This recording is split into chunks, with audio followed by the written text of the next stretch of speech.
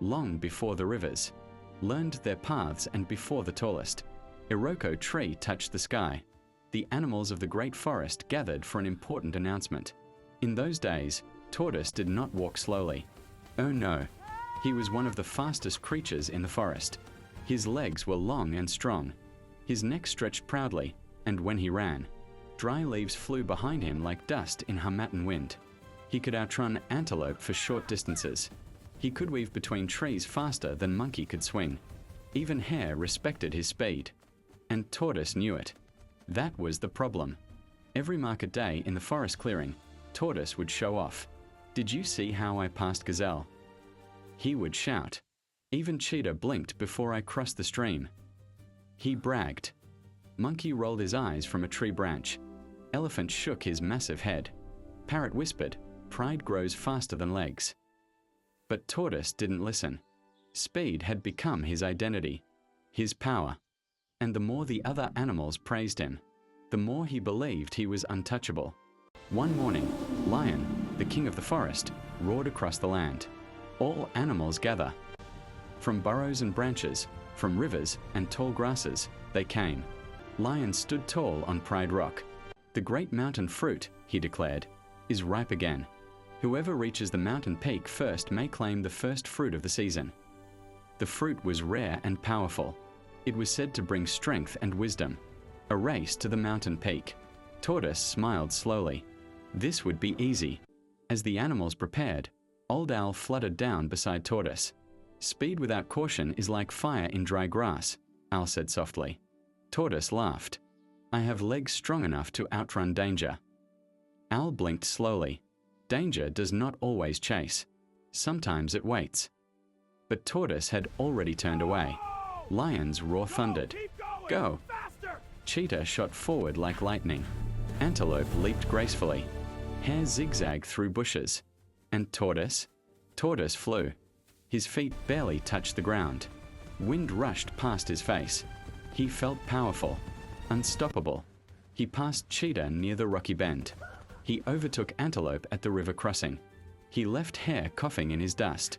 From behind, Monkey shouted, "Slow down. The path ahead is dangerous." But Tortoise only laughed. "Danger cannot catch me." Halfway up the mountain, the path became narrow and steep.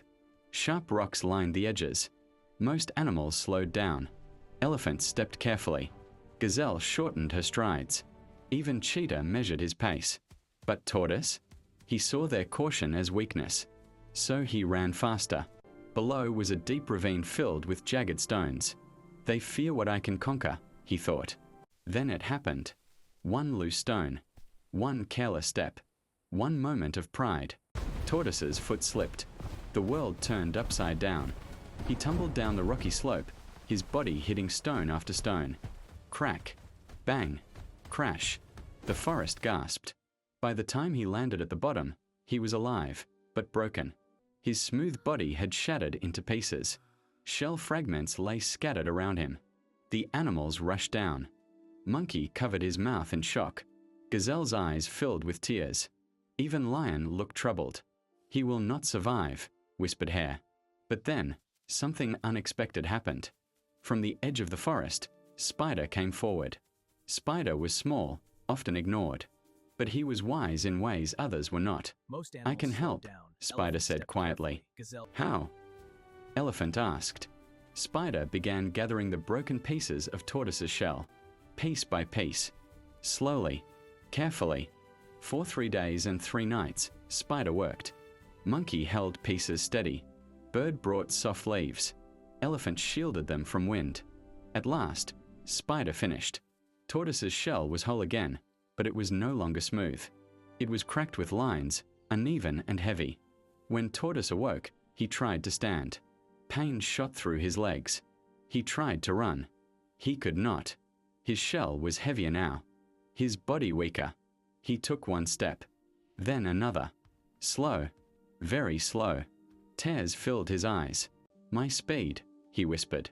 "It is gone." Owl perched above him. "Speed left," Owl said gently, "but wisdom stayed." He finally understood. Tortoise looked at the mountain peak in the distance. The fruit was never worth his life. His pride had carried him faster than his judgment. From that day forward, Tortoise walked slowly, not because he was born that way, but because he had learned. Every step reminded him to think. Every pause reminded him to observe. Every slow movement reminded him of the mountain. When young animals laughed at his pace, he did not grow angry. Instead, he would say, "Fast feet can break.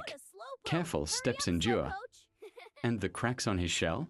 They remained forever, a map of his mistake. If you look closely at a tortoise's shell today, you will see those lines. They are not just patterns. They are reminders. Reminders that pride can make you fall faster than your legs can carry you. Reminders that wisdom often comes after pain. And reminders that sometimes moving slowly is not weakness. It is survival. That is why the tortoise walks slowly.